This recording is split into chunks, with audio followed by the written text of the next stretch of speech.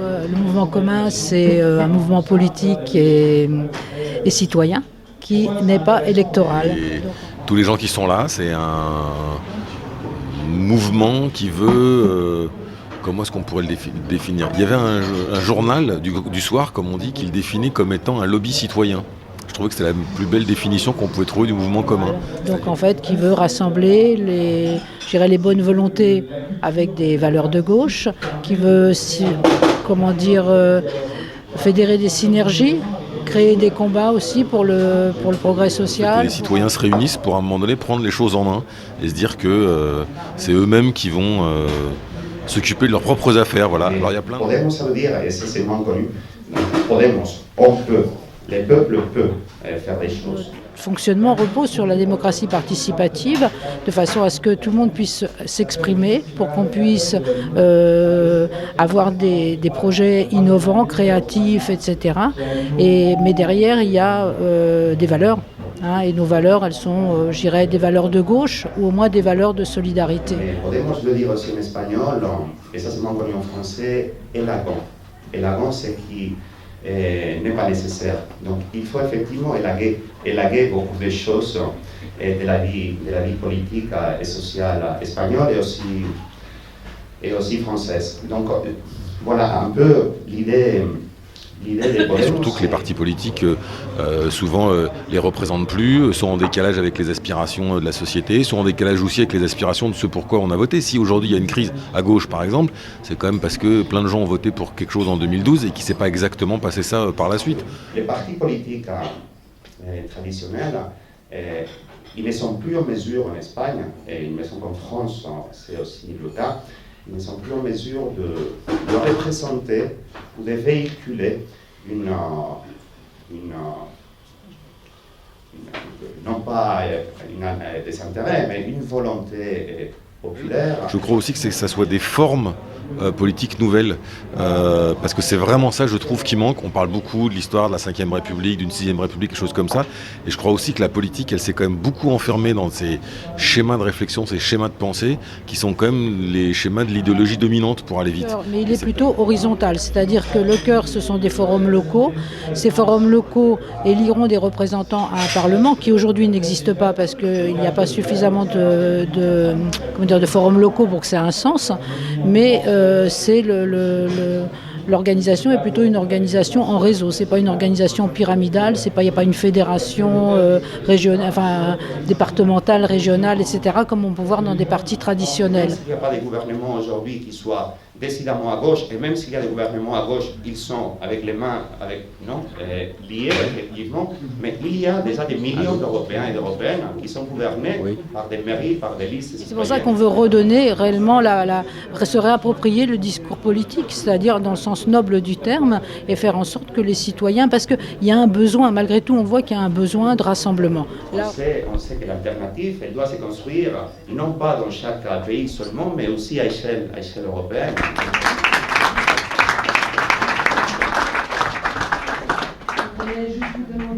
Moi je trouve que l'exemple de l'entrée au gouvernement d'Emmanuel Cos, mais il n'y a pas qu'elle, elle n'est pas la seule à subir, à avoir ce type de comportement, mais pour moi il est contradictoire. Et quand on y va alors que la feuille de route du gouvernement est aux antipodes de ce qu'on a déclaré, des principes qu'on a invoqués en permanence, et puis surtout des idées, de la confiance, de la sincérité de tous ceux qui vous ont entouré et soutenu pendant beaucoup de temps, pendant parfois des années, bien sûr que ça entache la politique. Effectivement, la politique, quand on voit ça, elle en prend un coup, et il y a plein de gens qui doutent de la politique, et ça, évidemment, ça conforte absolument le fait qu'il y a des gens qui font de la politique pas pour l'intérêt des gens, des citoyens, mais pour leur propre intérêt propre, et c'est pas bien. C'est pas pour rien qu'on est ici à cette réunion du mouvement commun, c'est justement parce qu'on part du constat qu'aujourd'hui, il y a une perte de confiance et une fracture croissante entre les politiques et les citoyens.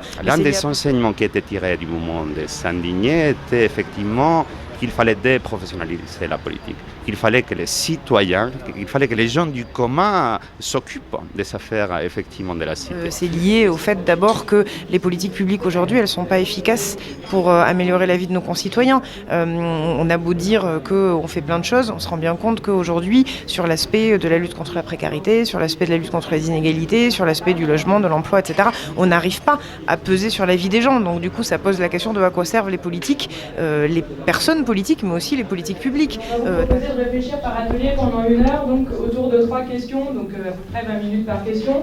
Une première sur les initiatives locales ou nationales qu'on connaît ou auxquelles on participe. Donc là, on en a vu un certain nombre, mais il y en a d'autres.